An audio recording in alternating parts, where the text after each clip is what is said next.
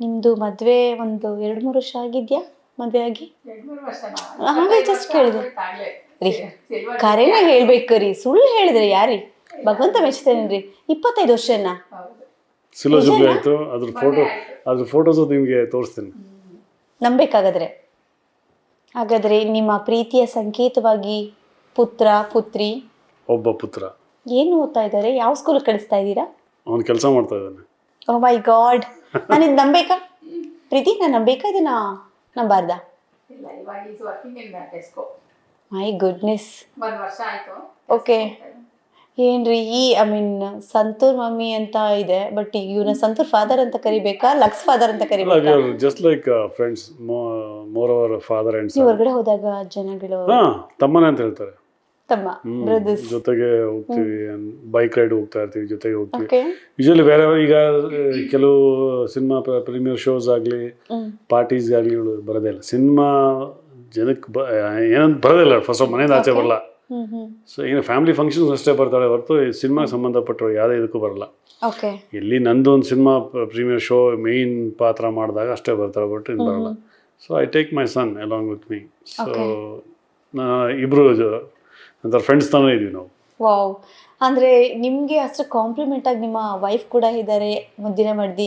So ನೀವು ನೋಡ್ತಾ ಇದ್ರೆ ಎಷ್ಟು ಖುಷಿ ಆಗುತ್ತೆ ಅಂತ ಅಂದರೆ, ಸಿ ವಾಟ್ ಎವರ್ ರಿಯಲ್ ಲೈಫಲ್ಲಿ ಯಾವುದೇ ಕ್ಯಾರೆಕ್ಟರ್ ಪಾತ್ರಗಳು ನಿಭಾಯಿಸ್ಬೋದು, ಬಟ್ ಮನೆಗೆ ಬಂದಾಗ as A good father, as A good husband, the best husband ಆಗಿ ನೀವು ಆ ಕ್ಯಾರೆಕ್ಟರ್ನ ಸಿಕ್ಕಾಪಟ್ಟೆ ಸಖತ್ತಾಗಿ ನಿಭಾಯಿಸಿರೋದಕ್ಕೆ ಇವತ್ತು ಸಿಲ್ವರ್ ಜೂಬ್ಲಿ ಆಚರಣೆ ಮಾಡಿರೋದು. ರಜತ ಮಹೋತ್ಸವ ಆಗೋಗಿದೆ, ಇನ್ನು ಸುವರ್ಣ ಮಹೋತ್ಸವಕ್ಕೊಂದು ಬಾಕಿ ಇದೆ. ಸೊ ನಿಮ್ಮ ಸುಖ ಸಂಸಾರದ ಗುಟ್ಟೇನು ಅಂತ ತಿಳ್ಕೊಬೋದಾ ನಮ್ಮ ವ್ಯೂವರ್ಸ್ಗೆ ನೀವು ರಿವೀಲ್ ಮಾಡೋದಾದ್ರೆ? Understanding, compromise. ಓಕೆ.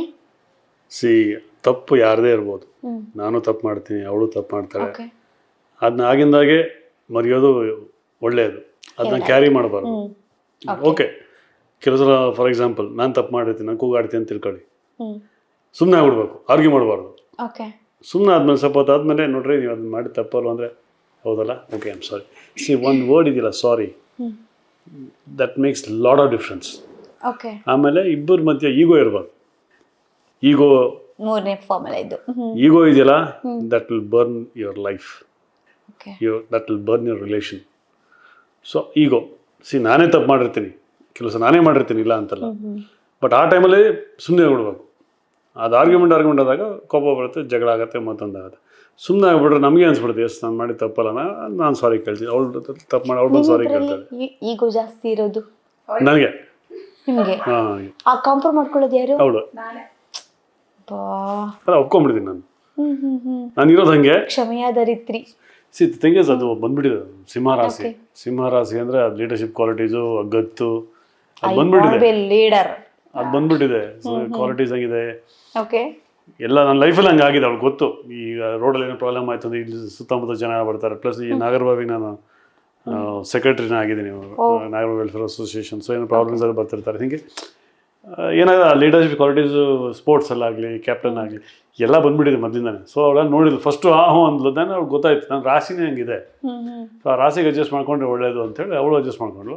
ಆಮೇಲೆ ನನಗೂ ಕೋಪ ಇಷ್ಟ. ನಾನು ಸಿಂಹರಾಶಿ ಕೋಪ ಜಾಸ್ತಿ. ಅದೊಂಚೂರು ಕಂಟ್ರೋಲ್ ಮಾಡ್ತಾ ಇದ್ದೀನಿ. ಅದು ಬಂದಿದೆ. ಅದಕ್ಕೆ ಮೂಗು ಸ್ವಲ್ಪ ದೊಡ್ಡದಿದೆ ಅಲ್ವಾ, ಅಲ್ಲಿ ಫ್ಯಾಕ್ಟ್ರಿ. ಆಮೇಲೆ ಏನಾಗಿದೆ, ಈ ಪಾತ್ರಗಳು ಮಾಡ್ತಿಲ್ಲ. ವಿಲನ್ ಬರೀ ಕೋಪದಲ್ಲೇ ಇರ್ಬೇಕಲ್ಲ, ನಕ್ಕೊಂಡೆ ವಿಲನ್ ಮಾಡೋಕ್ಕಾಗಲ್ಲ. ಅದು ಹಾಗೆ ಬಂದ್ಬಿಟ್ಟಿದೆ. ಯಾಕೆ ರೊಮ್ಯಾಂಟಿಕ್ ಆಗಿಲ್ವಾ?